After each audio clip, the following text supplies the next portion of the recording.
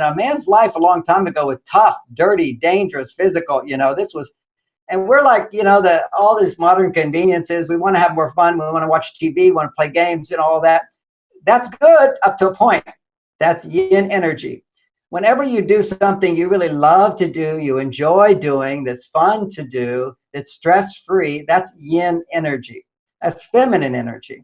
And when you do something that's difficult, challenging, risk-oriented, goal-oriented, sacrifice-oriented, making money, do what you have to do to get the buck, any of that kind of stuff, that's very yang energy. That's and it produces testosterone. Now, nothing wrong if women are over there on their male side, but too much of that means they're not going to be on their yin side. So you got to find the balance. And when people are out of balance, the problem is it's hard to come back into balance. Just like if you're falling over, you just keep falling. If you notice you're falling over, you can find balance if you know where to go. Okay, life can be crazy. You're feeling like you're sinking, just trying to find a meaning. It's time for better thinking, yeah, better thinking.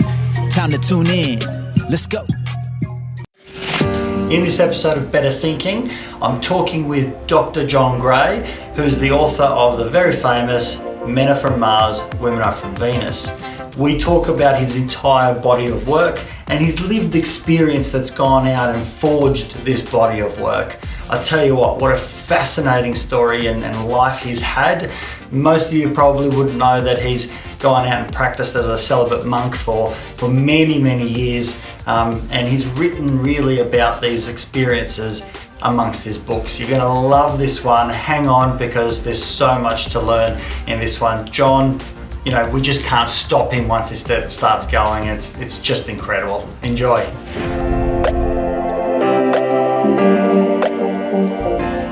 Today's podcast, I have Dr. John Gray, who's the author of Men Are From Mars, Women Are From Venus. I'm so excited today to be able to have this opportunity to talk about not only this body of work, and I know it's been an incredible, international bestseller, but also how it's evolved and the work that John's doing these days with, couples and singles, because I think someone who's spent so much time in this space has definitely got a lot to say, and many of my clients that I speak with still refer to John's work. So, Dr. John Gray, welcome to the podcast.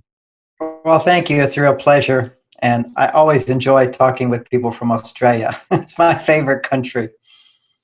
Thank you. It's good to know we've still got a reasonable reputation out there. Well, a little of my history is when I was very beginning all of this traveling based on the book back in 1993, 92. I was invited to Australia, and all my friends said, oh my gosh, there's so much resistance here to your ideas. They're really going to be resistant. And I said, no way, no way. Of all places in the world, in Australia, they know men and women are different. And so my message is just how to understand those differences in a more meaningful, insightful way so we can create greater intimacy and better communication. But there was never much resistance to me at all in Australia, and I greatly appreciate that wisdom that comes from there. Maybe we could start with talking a little bit about that space of resistance. I know that when I read the book, and I certainly did so many years, and I found it to be absolutely exceptional. It certainly changed my partner, who's now actually my wife. So maybe I can credit you that we got there. I know that it was absolutely brilliant in that it went out and gave us a guide as to what we can generally expect. I know that the book wasn't written to say, every man and every woman. I think, that's a naive way to read anything. I think it was really trying to talk about patterns and subtle differences and the way that we go out and interrelate. And I've spoken with gay couples since then, and often they talk about there still being those two roles, even in a gay couple relationship. So it seems to me like the concepts,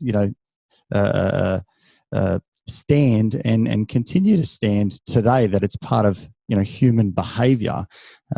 What are your thoughts? And I'd love to hear about what resistance you you kind of found, and why that might have been so, because I thought it was exceptionally well written. Well, you said it probably better than I, what you just said, a good summation of what I wrote about. And the resistance was some people would read the book and they just didn't relate to the examples.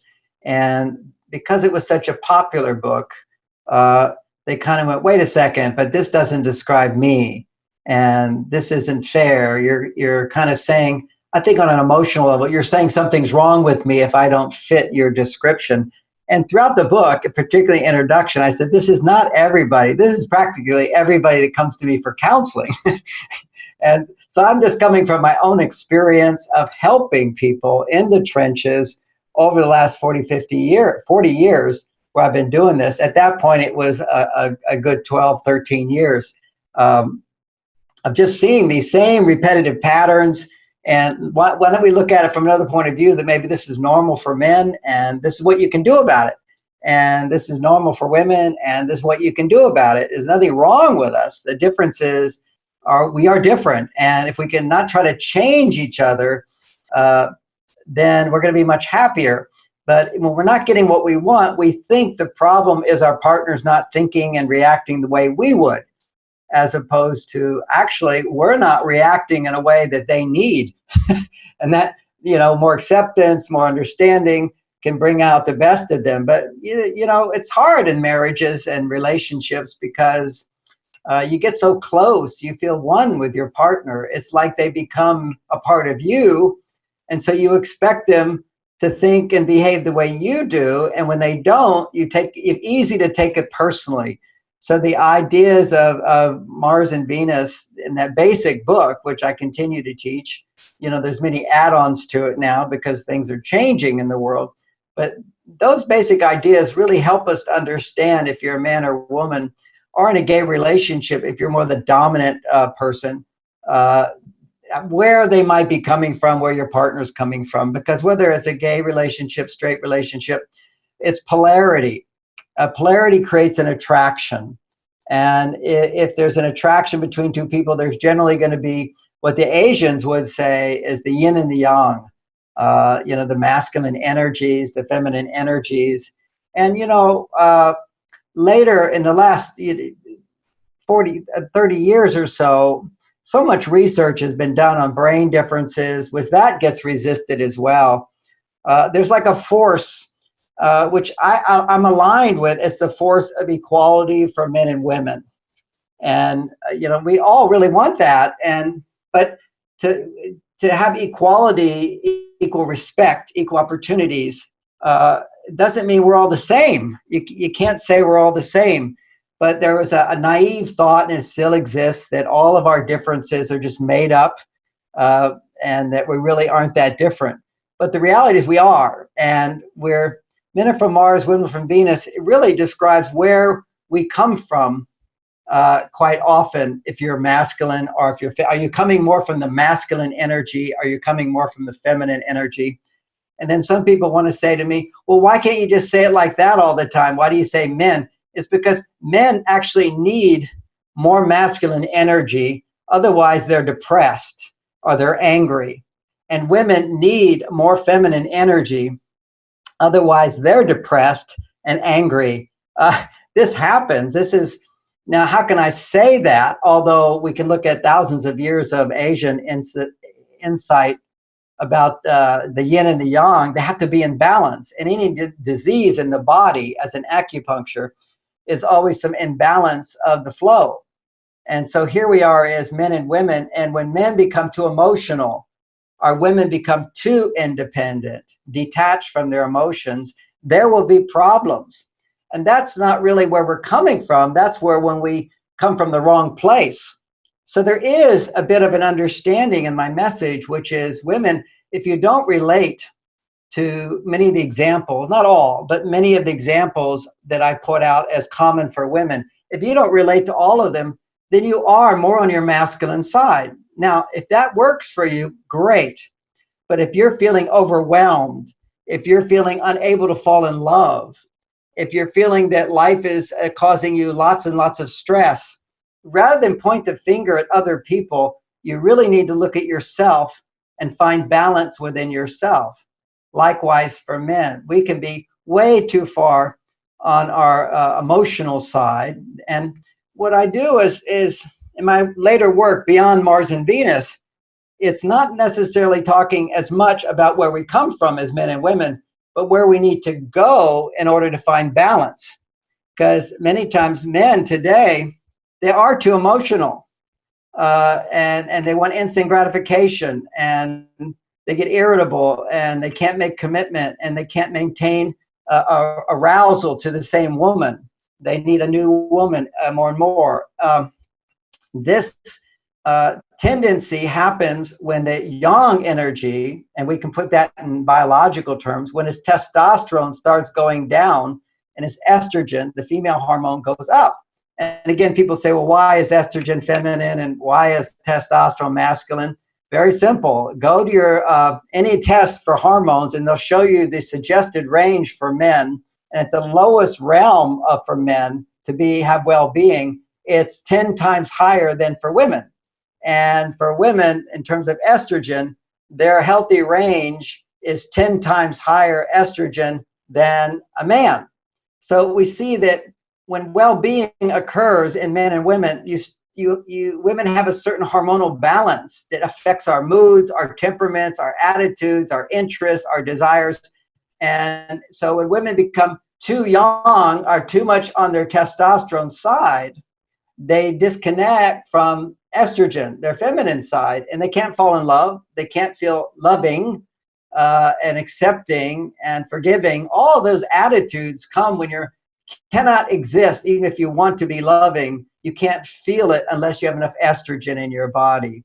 And for a man to feel motivated, see, men lose motivation in relationships a lot. They just become a little lazy, and we don't have the same juice, the same motivation. And it's women often say, oh, he's not trying, or he doesn't care as much, whatever. Actually, his testosterone levels have just gone down. He doesn't have the juice that was automatic in the beginning, but for a variety of reasons, which I explore in my books, his testosterone starts to go down. Her estrogen levels start to go down. Her progesterone levels start to become out of balance with estrogen. It's a big picture now when we have all the hormonal understanding. And there's no question that depending upon our hormonal balance, it determines what we feel, what we want. Because sometimes what we want is the wrong direction. Everybody who wants to eat junk food knows, sometimes you want to eat stuff, but it's not good for you. So a lot of people think, well, this is who I am. This is what I want. This is how I'm going to be. And I go, look, as long as that works for you, you're not stressed out, you're in love, you're happy, go for it. But people say, oh, I know who I am, what I want, and they don't. They really don't know, just like we don't know what foods are good for us until we get sick, and then we say, this is causing a problem. I need to change what I'm eating. Same thing with the tendencies in our lifestyle and so forth. John, is that why I see on your website, marsvenus.com, there is some dedicated space around looking at the hormone side, about, I suppose, the individuals becoming better versions of themselves to be able to then go into either a loving relationship or, to improve their loving relationship, because those biological factors make such a big impact. I know that obviously one of the big takeaways that I took from your book was really around that acceptance, that my wife could, or my girlfriend at the time, could kind of look at her man and think, I know he's always giving me these solutions, unsolicited advice and the like. He's not listening to me, but I know he cares, that's how he is, that's how he's built. And obviously on my other side, trying to appreciate that maybe generalizations that she's saying, or, this desire to talk something out is not really criticizing me, but rather, trying to connect and become closer to me and accepting that that's who she is. From that sort of space of acceptance, is that where the hormone side is so important, and our health side, because obviously on the marsvenus.com website, there's more of that side, as the bigger picture, or an additional part of the picture that needs to be discussed. Well, you do such a great job. I can see why you're very successful in that you've summarized another one of the, one of the most common points of Men Are From Mars, which is for women to understand that when men are interrupting you with their solutions, they're doing it because they care. And so not to take it so personally. And what she can do is just simply say, okay, really, I just need you to listen. You don't have to say anything, as opposed to an angry statement. You're not listening. You never listen. I can't talk to you. It's like, hey, the guy's doing his best. He's a fireman. If there's a fire, he wants to put it out. He doesn't understand that the way you put out this fire is you let it burn out. She will talk for a while. She'll feel better. And so you'd be friendly about, oh, you don't need to say anything, she could say, I just need to talk. I want to feel connected to you, and kind of gradually train him to listen more. And when he doesn't, to know not to take it personally, not to become so frustrated. This is why he's a guy. That's what guys do. And, a guy will see his wife and she'll want to talk about stuff. And he's kind of going, why are we making a big deal out of this? Why bother talking about it? Just forget it. Let it go. And so you read my book and you go, oh, okay, listen, when people are upset or bothered about something, it actually can be very helpful for them to talk it out. Now, here's where Beyond Mars and Venus comes in. As men, as women become more independent, that's yang energy. And that's good to find a balance, okay? And men have become more emotional. They're more yin energy. They want to do more. They want to have more fun. They want to enjoy their lives more. They don't want to work as hard as before. A man's life a long time ago was tough, dirty, dangerous, physical. And we're like, all these modern conveniences. We want to have more fun. We want to watch TV. We want to play games and all that. That's good up to a point. That's yin energy. Whenever you do something you really love to do, you enjoy doing, that's fun to do, that's stress-free, that's yin energy. That's feminine energy. And when you do something that's difficult, challenging, risk-oriented, goal-oriented, sacrifice-oriented, making money, do what you have to do to get the buck, any of that kind of stuff, that's very yang energy. That's and it produces testosterone. Now, nothing wrong if women are over there on their male side, but too much of that means they're not going to be on their yin side. So you got to find the balance. And when people are out of balance, the problem is it's hard to come back into balance. Just like if you're falling over, you just keep falling. If you notice you're falling over, you can find balance if you know where to go. But today, women who are more yang on the independent side, they don't want to go to the yin side. They're the ones that say, oh, that's weak. Needing somebody, that's a big estrogen symptom, is when estrogen goes up, you feel a greater need for support. You need help. You don't want to do it all yourself. And when testosterone goes up, you go, I can do it myself. Look what I did. I accomplished that. So what happens is a problem today as women, some women have become too independent. They have a difficult time being feminine. They have a difficult time coming home. It's like switching hats is tough for them.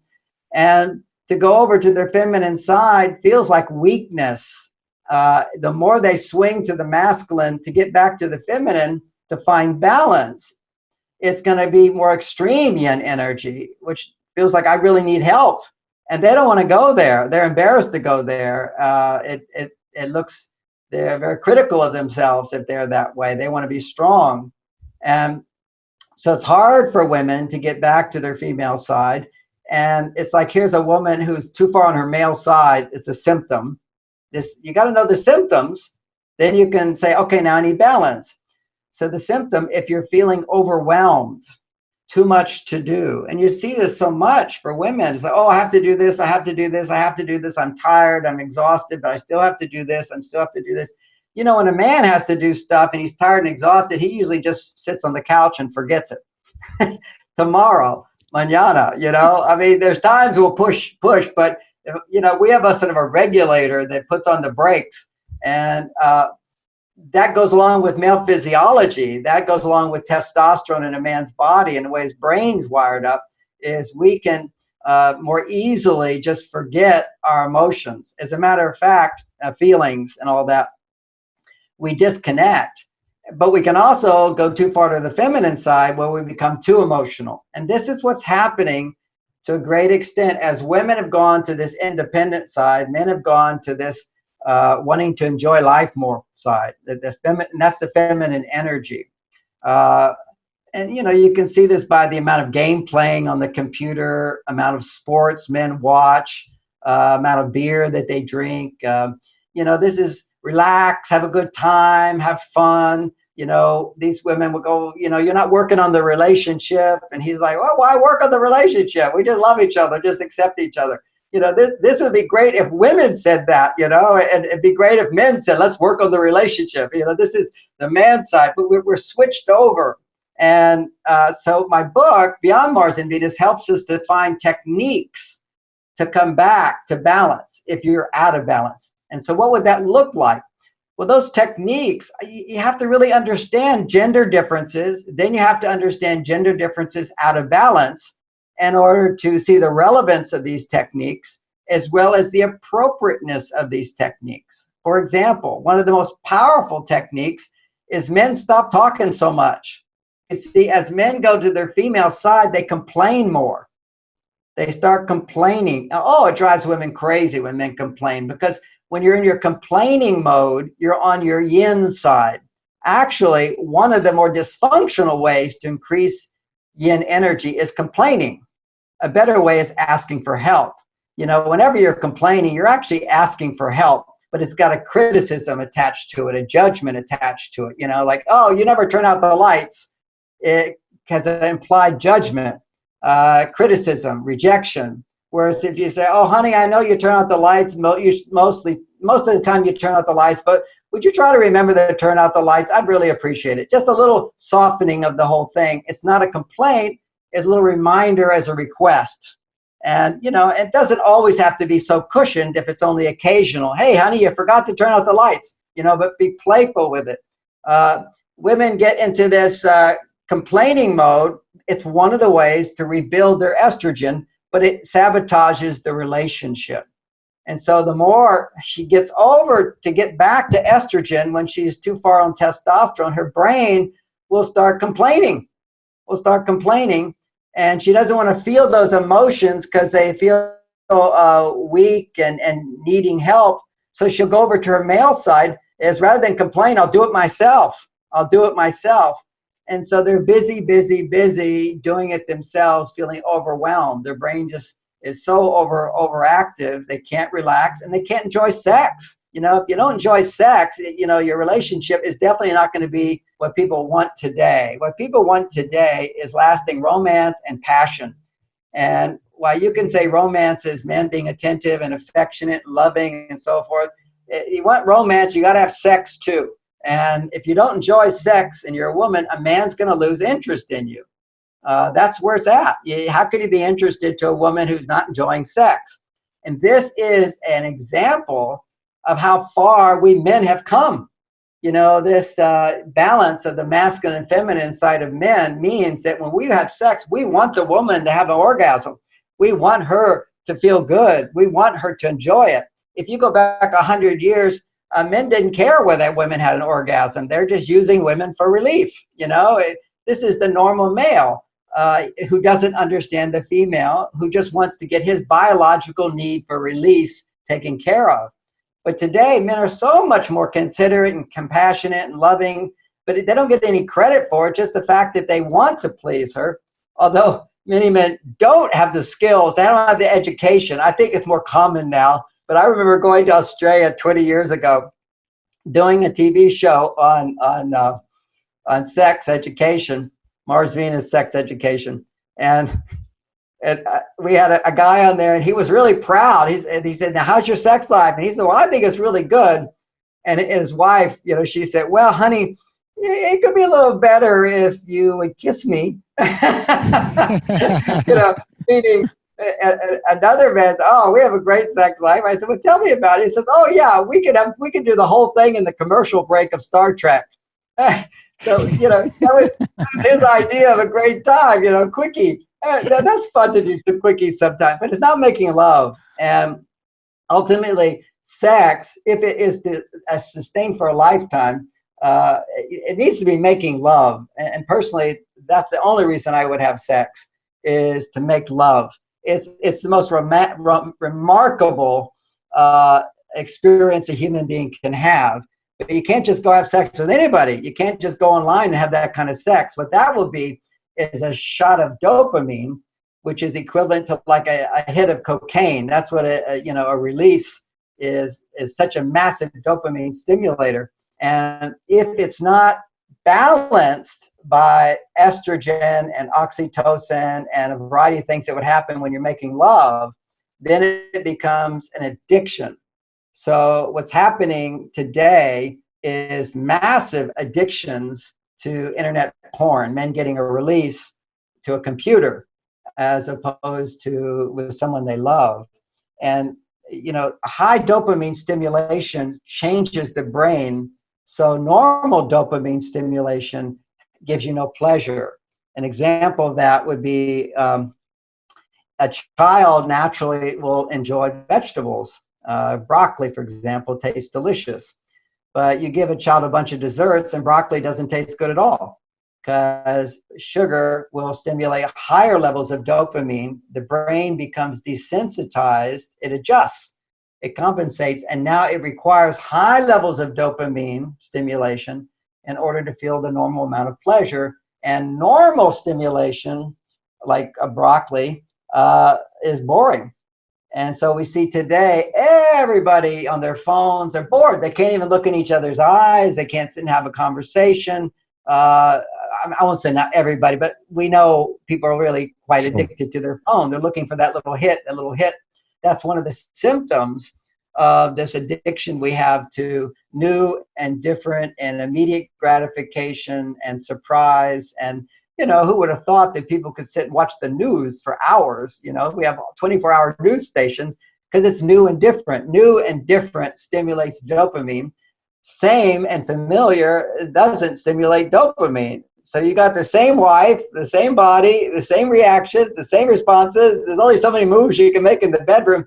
It becomes very comfortable, familiar, but you don't get that dopamine stimulation unless, and this is the great thing, which unless you're able to sustain in your romantic relationship a polarity. Polarity means differences. I'm a man, you're a woman, and we are different. And if you can act out those differences in your romantic relationship, you can maintain that polarity. Now you can go to work, you can be a man, woman, you can, for a guy, you can go hang out and have fun, but in your relationship, you need to maintain what it looks like if you're very masculine and what it looks like if she's very feminine. And that's a big subject that, it's not just a few things, but for example, if a woman is talking, man, you should not talk, ask questions, show interest. Here's 3 phrases you can remember. Help me understand that better. That gets her to talk more. How does that make you feel? That gets her more in touch with her feelings, which is very estrogen stimulating. Then you say, what else? And then you say, tell me more. And then you say, help me understand that better. And you can go on and on and on. That's going to generate estrogen inside of her. And that will bring her back to her emotions and her feelings, which will then relax her brain. That's what emotions do for women if they can talk them out. If they can't, then their brain becomes overexcited. They go on their male side. They feel like they have to do everything themselves. I imagine as well it brings about an immense amount of security in their man, that their man can understand them, appreciate them, is taking an interest in them, and that builds that closer bond, which I'm assuming duplicate that over and over, and there's probably a much greater desire for both parties to want to become intimate and have sex with each other rather than with computers. Well, it's proven that when women feel safe, you said a greater amount of security. You hit the nail right on the head. It's always been a woman's greatest need is security. Our role as men was to provide security. We're all security guards, basically. They don't need security guards so much anymore. What they need is to feel secure to express this vulnerable part of them that may not be as logical or as rational as they are in the workplace, that may not be as confident as they are in the workplace. Matter of fact, is not. And here's the sort of the big challenge for both men and women is if we look at the yang energy, the masculine energy, it has many attributes. And beyond Mars and Venus, I go through a whole list of different yang attributes, yin attributes. And on the yin side, and the feminine side, emotion. Okay, emotion. If men become too yin, too feminine, they become angry. Always. See, men don't know this. Is, they always feel like anger is some sort of male trait. It's actually the dysfunctional, insecure male that gets angry. Anger is a sign that you're afraid. Now, say that to some guy who's angry. Oh, you're just afraid. No, I'm not. But if you're not afraid, why are you so upset? It's always underneath it. Anger is a defense reaction because we are feeling insecure and we're just feeling too emotional. That's what it is, because we lost confidence. Confidence is a quality of masculinity when it's in balance. It knows what to do. But if you're in stress and you don't know what to do, then literally your testosterone, which is the masculine hormone, we need 10 to 40 times more than women. The masculine hormone converts into estrogen. And now our testosterone goes down. So what they found, and this was actually 25 years ago, but still is not common knowledge, it was discovered in science that when there's aggression, it's not due to testosterone. Anger is not due to testosterone. It's due to estrogen. It's when men become feminized that they are insecure. When they're insecure, that's a fear, the emotion. That's when they become aggressive. And that's why training is so important for men in relationships, because the danger is no longer, some big bad guy out there and you go shoot him or beat him up and you're confident to do it because you're well trained. The bad guy becomes your wife who's not happy with you. And that's more threatening to you than any bad guy, because we only want to fight the bad guy so we can get the love from our wives. Love is the most important thing to both men and women. And if it seems that she's taken her love away, we have to convince her, you're wrong. You should love me. And so it's that insecurity, the fear of losing love, appreciation, acceptance. Even though we may not be aware of it, inside there's this fear that creates a defensiveness that wants to make her wrong. And then we go into this angry place. So men need to know, one of my big revelations in this book is, men want to be masculine and you feel good. But when you're angry, actually, you're losing your masculinity and you're becoming feminized. And so what do? Well, you do what men were taught to do always throughout the ancient past, is when you're angry, stop talking and don't make decisions. Walk away and do something that makes you feel good. If you do something to make you feel good, you forget what was bothering you. Forget it. It's an old thing we men say to each other all the time. Don't worry about it. Forget it. It's not a problem. You don't have to waste your time on that. Let's go have some fun. Let's go do something good that we like to do. It's distract, go away from it, which unfortunately modern psychology is saying, no, you need to talk it out. As if that helped anybody. But you see, the reason it says that is because 90% of the people who go to therapists, who write these books and create these courses, are women. So if a woman's upset and she can talk it out, that increases her estrogen and that lowers her stress. But the last thing we need as men when we're stressed is more estrogen. So what Buddha taught, way back thousands of years, Buddha taught men meditate, not women. It was men. Forget it. The whole idea of meditation is to forget all your problems, let it go. And we have a special ability to do that easier than women. Now, modern women can learn to do that easier because they have more of their independence. But the traditional man, so much easier. He could I'll just forget it. I'm not going to worry about it. Let's have some beer and have fun and forget the problems. So this is a good thing. And that's been shamed now. It's like men are wrong for that. You need to be emotionally available. I hear this from some women. They say, I want a man who's emotionally available. And I go, no, you're not emotionally available. You need to learn to be emotionally available. But the reason women are looking for men to be more, quote, emotionally available is women are insecure and they want reassurance that what he's feeling is love for her. Because quite often we're just thinking and we have no feelings. Okay, there's nothing wrong with thinking with no emotion. Okay, that's very masculine. That's a good thing. but it disconnects. And when you disconnect, women misinterpret it, because when women disconnect, it's because they're mad at you. So when we disconnect, they think, oh, he's mad at me. What's going on? I need to hear what he's feeling, you know, and often we're not feeling good things. What we'll do is disconnect from them. And she's trying to get you to connect to it, which is nonsense. It's the wrong thing. And you know, men have an instinct, even in an argument, to say, oh, they don't do it very politely. I mean, what you want to learn to do is say, okay, I need to think about this. We'll talk later. But they'll say, I'm not going to listen to this anymore. And they'll walk off.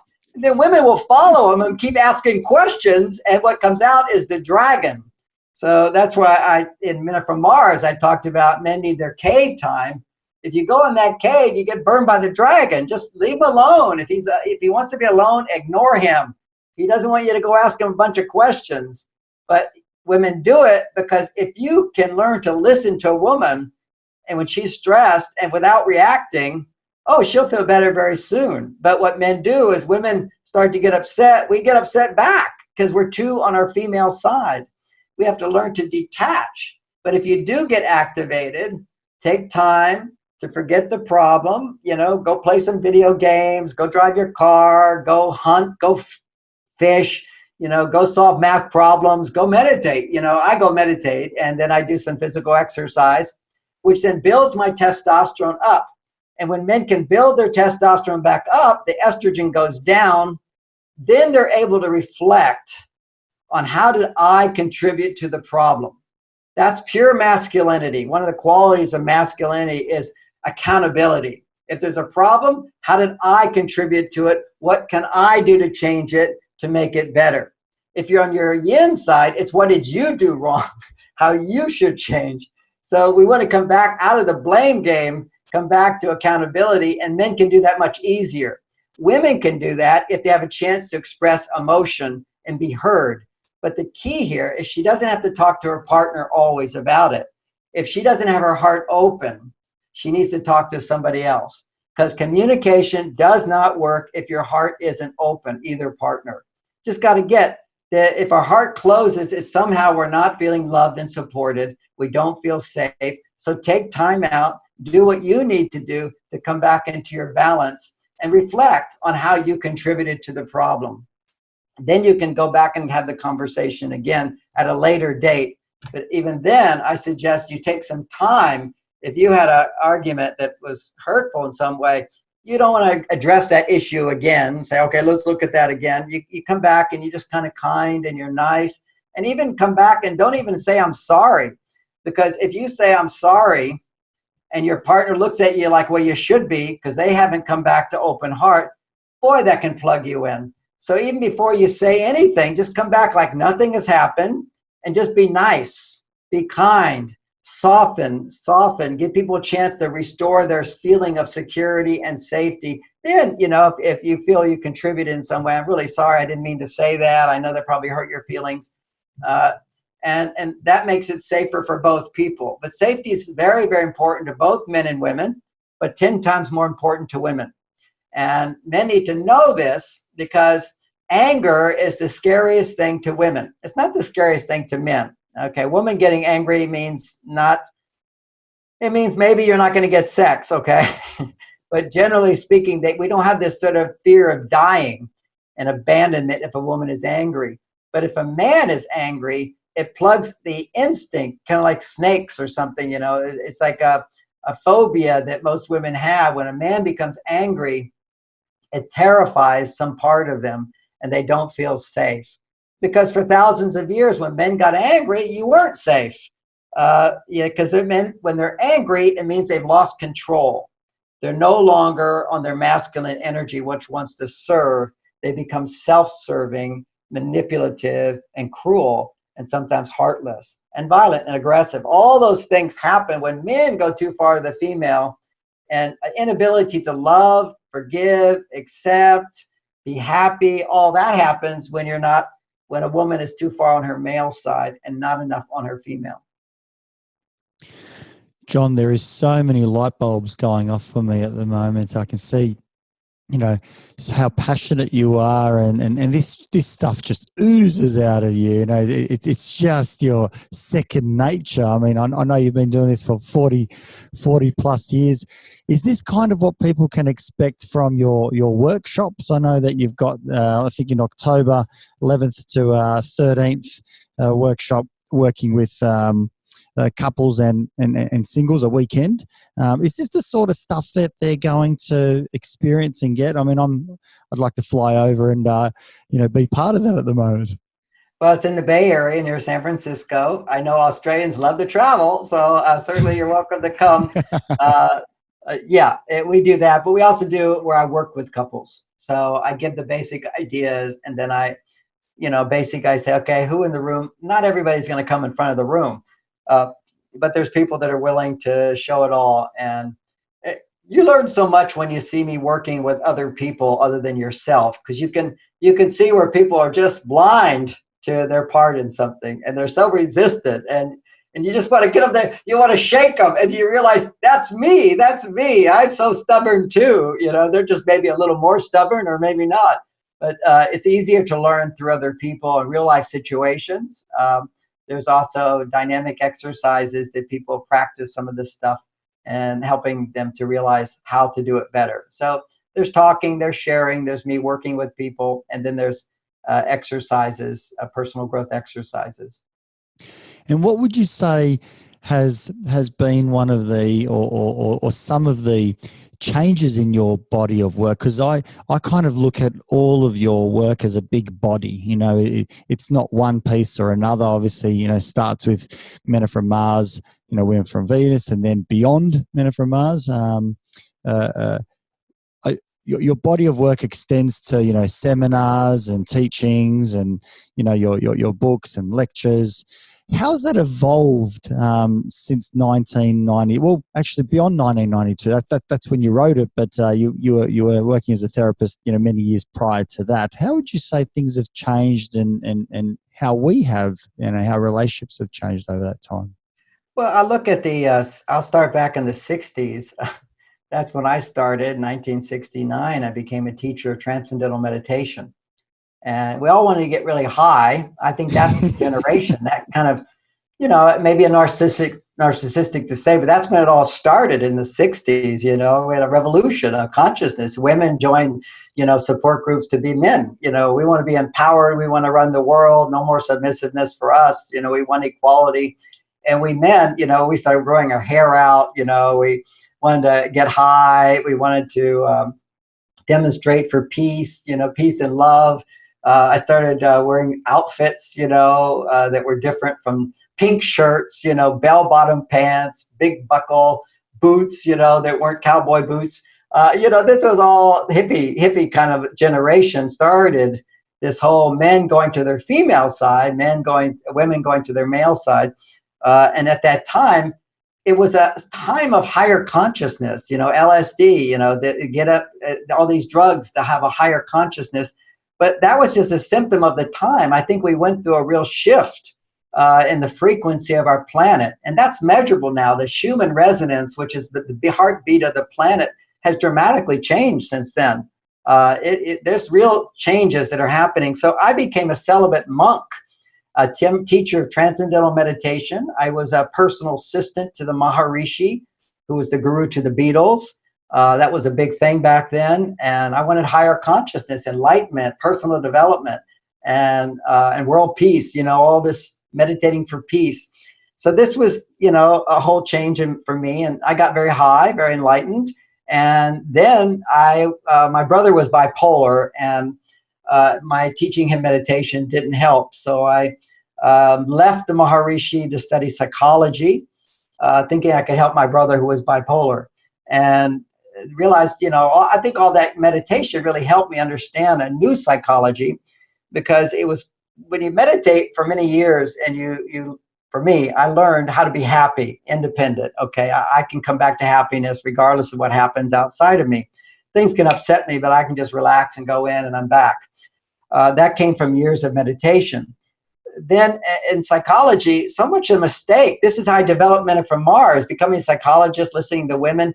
And what I saw is every woman coming in, she always said, how can I change my husband? That's everything they wanted to do. It's like, what do I do to change my husband? And I have to explain gently, nothing you can do will change your husband. You have to change yourself and become more loving. And if you are more loving, your husband will want to be more loving. And, you know, he will help you more as you learn to communicate your needs in a non-complaining, non-demanding way. They couldn't do that. So I developed the whole understanding to help explain men and women how we're different. So that all came from all that meditation. But there was a period before the Mars-Venus came out, about 4 years, where I was focusing on healing the heart, broken heart. I had been previously married for 2 years when one of my friends in the TM movement, I started teaching classes on sex, okay? People think, well, how does a celibate monk teach classes on sex? That was funny because, well, when you haven't had sex in 9 years, and as a teenager, I was very sexually active. I mean, I love sex. I still have great sex. It's the best thing in the world, making love. And so I was totally into sex because I hadn't had it. And so, but I traveled around, had lots of girlfriends for a year. And that's a big story. But every girlfriend, I would say, teach me about your body, what makes you happy in sex. Because I wanted to learn. And because I'd been a monk, they were real happy to teach me. You know, somehow there's an expectation a man should know and she shouldn't tell him. But with me, because I was a celibate, and I was so innocent, teach me how to do this. What do you like? What do you not like? A lot of conversation about it. So I learned so much. I thought every man should have this information. So after a year, I opened up, while I was studying psychology, I opened up my own seminars saying, a weekend on making love work. And we all just sat around, talked about what made sex great. And you saw gender differences begin showing up. So I married my friend who I was having lots of sex with, but we didn't really have this understanding of gender difference at all. We were in complete role reversal. And I just, I was going along with the flow. She wanted me to be like a girl, talk about my feelings all the time, open up, and I needed to take cave time. She would make that wrong, all those things. We were making all these mistakes of not understanding gender differences. And then she fell in love with some other guy after 2 years, broke my heart. Also, I was already teaching seminars on this. I had to quit teaching the seminars because I wasn't an example. I'd be out of integrity to be teaching. So I was just a wreck. So then I started teaching seminars on healing the heart, how a broken heart. And I developed a whole bunch of stuff on how to heal emotions, which then really cleared me out. So I got very clear on the gender differences and what women needed, what men needed in terms of relationships. That became my whole journey. Now what I'm doing is updating the Mars-Venus in my book, Beyond Mars and Venus, with understanding the hormones of how we get out of balance. So not where we're coming from, but where we need to go if we're not happy together. Also, I wrote a great book in the 90s on Mars-Venus in the bedroom. I will update that book. That was written in the 90s. That we've learned a lot about sex since then. I teach, how men can have multi-orgasms and how women need to have 9 orgasms. And, this is fantastic for them. I've gone to China for 10 years now studying the Tao of sex. They have a 6,000-year-old system of sex, which is not taught to the public. I teach the Chinese people, but I go to these sort of Taoist masters who, in these areas, they have the knowledge. The books are written, but not translated. There's some Taoist teachers who've translated it in America. Mantak Chia has some books on it. There's some other, Dr. Chang has some books on it. But I went into China. I wanted to hear from different people. So I teach men how to be multi-orgasmic, how to take women to 9 orgasms. And this is like fantastic stuff for a lifetime, for regeneration, which we just don't have the education for it. It's time now for that education to come out.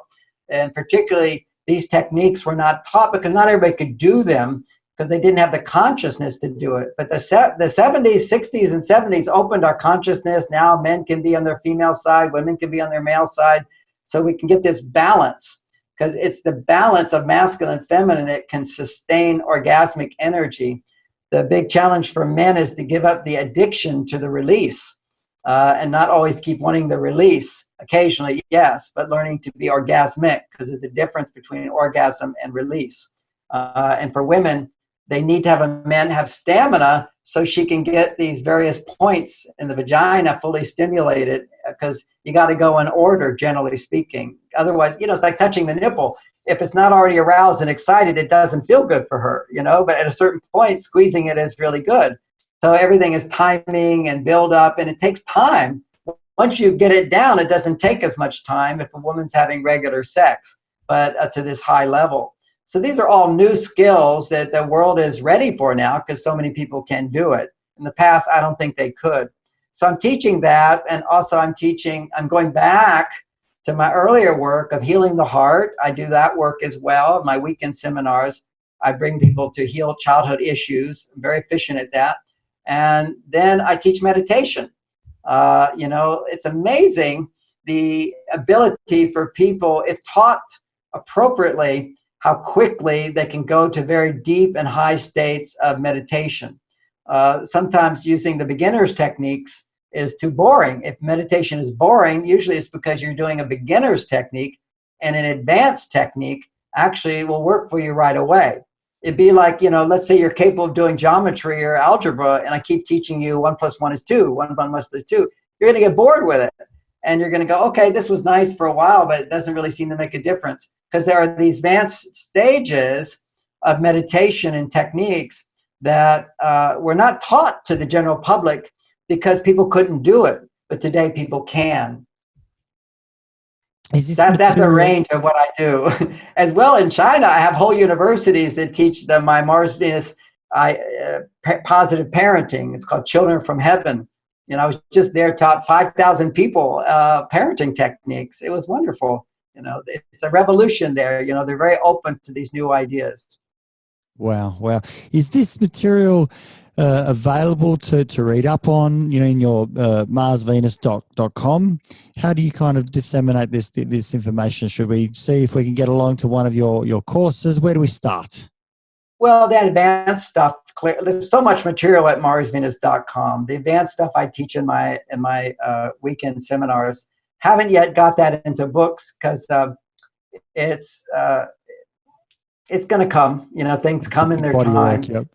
It's a body of work, and you want to have a lot of experience before you put something in the print. I was teaching Men from Mars, Women from Venus for over 10 years, or almost 10 years, before I put it into print. That's why it's so good. I mean, it really takes into awareness all the issues and experiences of people. And I had to refine my terminology so it would be most effective. And that's being out there in the world for a while. So I do these men-only seminars. That's where I train men on how to be multi-orgasmic. And that's a training. I'm still finding the best way to teach men, because it's a hard addiction to give up, to give up that addiction to release. It takes practice. It takes muscle awareness. There's these muscles down south that you have to have greater muscle awareness. You practice those muscles. And you learn by abstaining from releasing for several months, but also being aroused on a regular basis, but not releasing. Your body learns to sustain the energy so you can last longer in sex. That's really an important part for women, is, at least a good 30 minutes of, and there's a lot of variety in this whole thing, and there's never just one way for everybody. I want to put it that way. But women generally do want more time, and the women who do get more time from men, they often want to feel more of an emotional connection, because there is, it's a bell curve. Many men will be done in a few minutes of intercourse, and some men 5 minutes. Generally, that's not nearly enough time to bring a woman to these higher levels.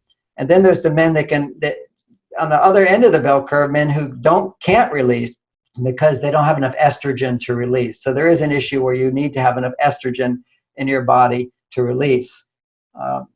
There's a whole nother aspect of a big question people have, since we're getting into this, is, you've been married for many years. There's a lot of people just not having great sex, and a lot of people just not having any sex. they call it the no sex marriage. After 7 or 8 years, they're just, the kids grew up, they're tired, they're busy, they're not having sex. When they do, it's often just the woman's not fully into it. It's not that exciting and whatever. It's a nice release for the man. And it's only like once a month. It becomes sort of like, well, we should do it, rather than, isn't it exciting? We're going to do it. When a woman feels a man's erection, it should be thrills and excitement inside of her, and not once a year. So it should be applauded. Here, he's here, it's like desire is a beautiful thing because it awakens in women desire. So many men say, oh, I wish my wife, wanted to have sex, but it's your desire for her that awakens that desire. But here's the problem is when men, this is a whole nother message that's not written anywhere yet. But it's a very simple idea. The Japanese did a study, and that is written as a study. They've done several studies on this to show that when men release, that's a polite way of saying ejaculate. When men release on Saturday night, if they release on Sunday or Monday or Tuesday or Wednesday, their testosterone stay at about the same somewhat low level or average level for him. But if they release on Saturday night and they don't release for 6 days, their testosterone levels will double. And this improves the plumbing. It gets the testosterone going. It creates massive desire inside of him that women respond to. Energetically, women respond to high testosterone men. Okay, it's just women will be around some men and they just get excited. It's testosterone in a man stimulates estrogen in a woman. When a man has too much estrogen. You also mentioned that when men have greater testosterone, they tend to pay more attention to the woman as well, and so it's kind of like that space, and so exactly. More needs are being met rather than if they're low on testosterone, they lose interest. Yeah, they have that lack of interest. They're sort of more passive about things. They're more fluid. They're kind of like, okay, not worry, no big deal, okay. But that passiveness is a real turnoff for women. It's what you had on the psychological. There's just a natural more interest. There's a curiosity. You can see who's dating in a restaurant, who's married. The dating man is anticipating, hoping for sex. He's very interested. The dopamine's up, and the married guy's, what's for dinner? He's looking around, whatever. It doesn't have that same level of interest. So it's literally an energetic thing, which is labeled as interest. But that's the higher testosterone level. So when it doubles on Saturday, that renews the energetic connection between the two of them. But if then on Tuesday they have sex, or on Tuesday he has sex with himself, you won't ever get that. And then when you don't get that with your partner, then there's a greater tendency to want to have sex with yourself or sex with somebody else or fantasize somebody else, and you're not with your partner. So she needs to be fed that release to her. Okay, she needs to feel that doubling of testosterone to renew her desire to be with him, because her body hungers for that higher estrogen level that will happen when he's that interested in her. Now, here's the solution is basically, if you're out of having sex, you're not having it, it's just like a zero marriage sex, you need to just start on Saturday night. It doesn't have to be Saturday, one day a week. You just start from zero. That's standard sex therapy. Just start from zero and they'll have no expectations. Just to be close together, say loving things together. A lot of things you can say or do, but be naked at some point. That's what you want, is to get two naked bodies against each other, rubbing a little bit, kissing each other, saying nice things with no expectation that he's going to get an erection or she's going to get interested. Maybe a nice massage for her. There's lots of different things you can do when you start from zero, just no expectation. Then what happens, if he does get an erection, he gets a release, great, fine. Then for 6 days, no release, no porn, nothing. Then be with her again, then be with her again, and you rebuild that energy. Because it's not just the going for 6 days, that's the biological rhythm of a man's body, which they found in the tests. There's another thing which is not written about. This would be my theory. It's very simple. It's common sense. There's something which is the foundation of psychology, which is called Pavlovian response. Now, most everybody knows what that is, but a few won't, so I'll just say it. Sure. You feed a dog food, it sees the food, it begins to salivate. That's an instinct. Already salivation, enzymes are being produced as it sees the food. And then while the dog is salivating, you then ring a bell. And you do that a few times. Then there's no food, you ring the bell, and automatically the body will salivate. Salivation is your instinctive brain. You see, it just hears the bell and it thinks, oh, food's available. So that's a conditioned response. So what happens when typically a man has sex, the estrogen level at the time of release doubles in him, and that then suppresses his testosterone. So testosterone's gone way up during sex. Ooh, that's so exciting. But the estrogen will knock it back down. It doesn't necessarily knock it back down below normal. It just knocks it back down. So what just happened is the brain begins to associate a conditioned response that having a release with your wife knocks down your testosterone. So then you start coming home from work and you're thinking at work, oh, I can't wait to go home and have sex with my wife. This is a very common thing for men. You know, I saw something sexy. I want to go have sex with my wife. You walk in the door and the desire is gone. Just go into the house and it's gone. And basically what just happened is that conditioned Pavlovian bell rang. Oh, it's her. And when you're around her, testosterone goes down. So you feel tired. See, people think, oh, I'm so tired from work. But when they were dating, they weren't tired from work. They had plenty of energy because the testosterone goes up, anticipating doubling. But now you anticipate doubling. There's a conditioned response that when I'm with her and I release, it goes down. So that's a conditioned response. Fortunately, nature gives us a counter-conditioned response, which is that doubling every Saturday. So there is going to be a conditioned response where you lose interest in your partner because you keep losing testosterone. You don't lose it with other women. So you have that strong response with the lady online or anybody else, but not with your wife. So that's why men are tempted to cheat and so forth, or women are tempted to cheat as well. For women, the conditioned response is a little different.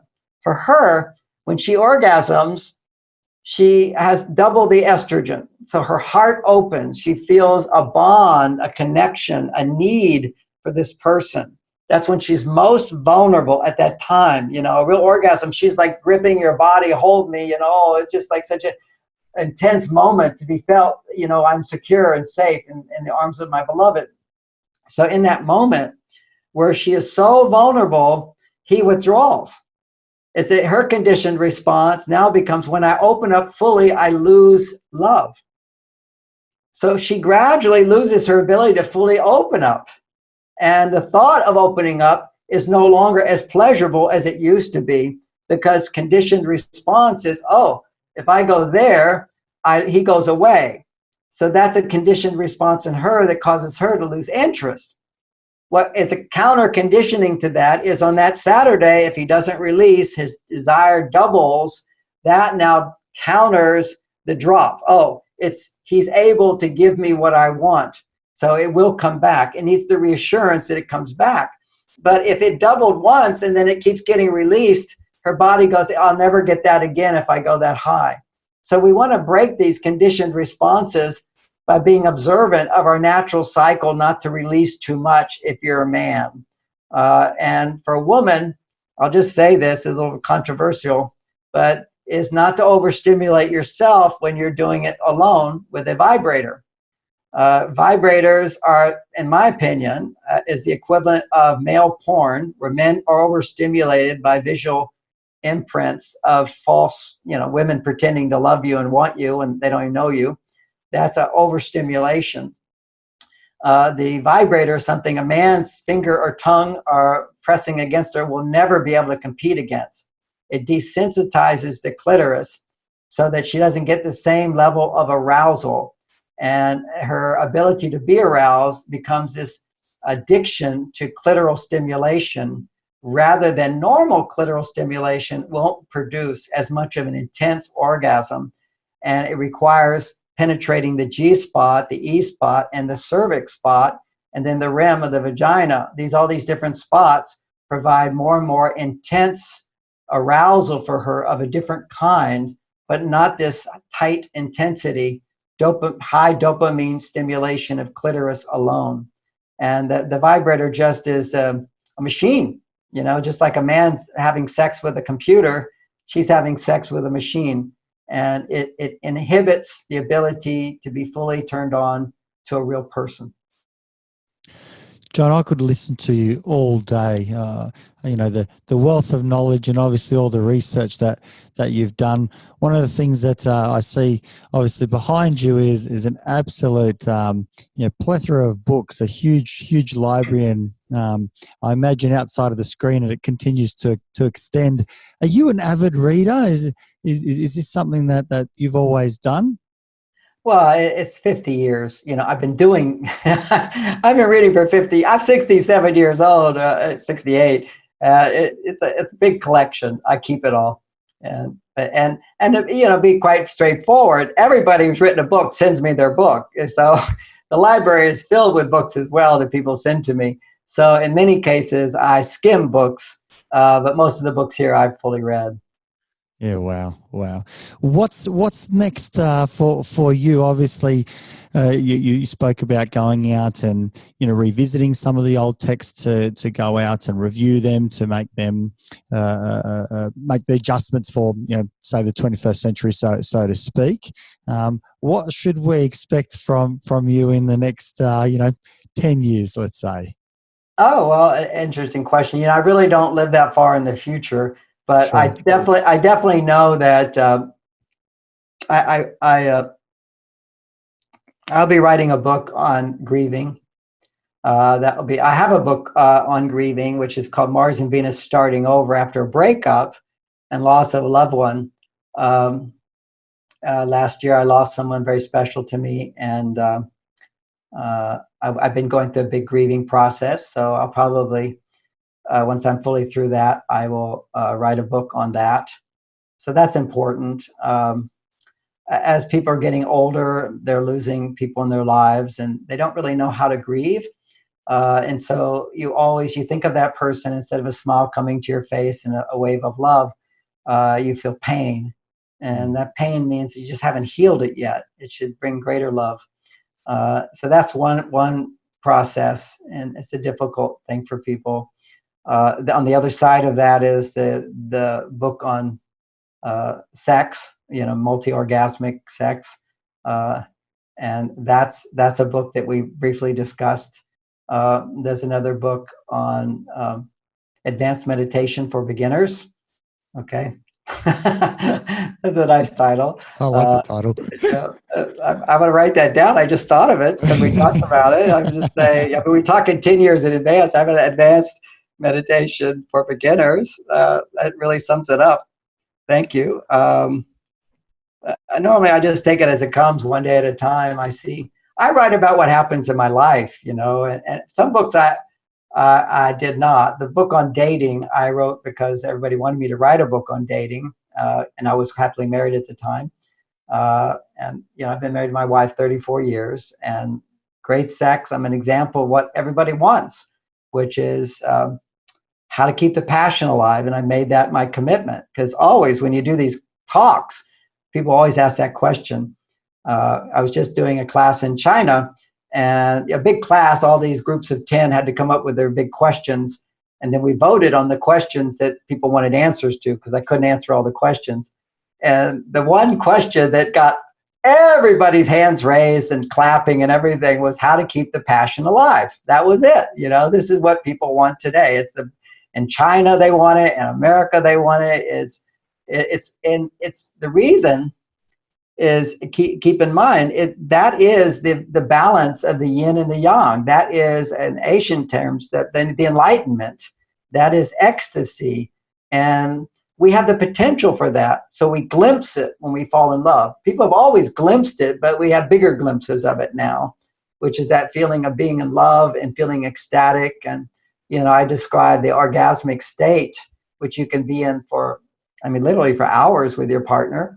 You get a little sore afterwards, but it's I'm yours, you're mine, we're together forever. That's a spiritual state of oneness that if you look in all the ancient literature, it's what you try to achieve through meditation. And I did achieve that through meditation. I can achieve that in meditation, but it's a different experience altogether to bring that into the manifestation, into the world, where you have somebody that fully knows you and you can fully love them.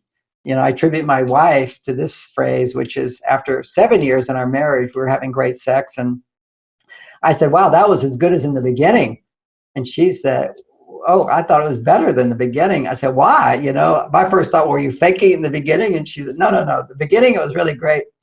But now it's so much better. And I said, why? And she said, because in the beginning, we didn't really know each other. And now you've seen the best of me and the worst of me, and you adore me and love me. That's what makes it great. And there was a moment there where my life changed. I realized then, I used to say having sex is making love, but then I realized that's what real making love is to be with the same person, to feel that adoration, that awe-inspiring love, the appreciation of beauty, the surrendering to each other, to continue having that after, all the little arguments we have and the disappointments we have, but to come back to who we are, which is loving beings. That's the promise for people that are willing to do the study and the work to achieve that. And, in the old days, if you wanted to be enlightened, boy, you had to work really, really hard. And when I was a yogi, I slept on the floor. I fasted quite regularly. I ate 1 cup of food a day. I used my arm as a pillow. I would meditate for hours and hours. It was hard work. I'd be exhausted sitting up that long. And, I got really great results, but you don't have to do that now. And you can have great sex. That's really the great thing. We're all so much more enlightened just from the environment we live in today than ever before.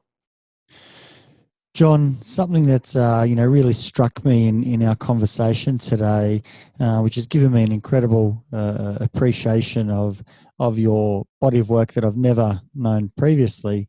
So much of this is your lived experience. You're talking through the footsteps that you've trodden, not the research that you've done. Obviously, the research has come after that. But even this book of yours around grief, comes from a real true place, and I think that says so much to be talking from lived experience rather than an academic or someone who's read about something. I think that oozes out in the way that you talk about these topics, your belief in it, because you've lived it, and I'm really looking forward to having another conversation at a later date talking about these new books. I'm eagerly awaiting those. I know that you're a busy man, but it's really kind of impressed upon me, how much you talk from your lived experience, from your own heart. I just want to say thank you for that. You're an amazing interviewer, really perceptive. My only regret in this interview, I didn't let you talk more. You're so perceptive. People are lucky to have you. And I appreciate you for what you said today. And it's been a real pleasure for me to spend this time with you. I look forward to more time. Thank you, John. Really appreciate it. Cheers. If you enjoyed this episode, please go out and subscribe, and also share it with your friends. I'm trying to get the message out as much as possible, and I think this is a lovely, episode to go out and share with a lot of people. It can really make a difference. So share it, subscribe, thumbs up. It's going to make the world of difference to me. And also, forgot to mention, if you want to find out more about John, go to marsvenus.com.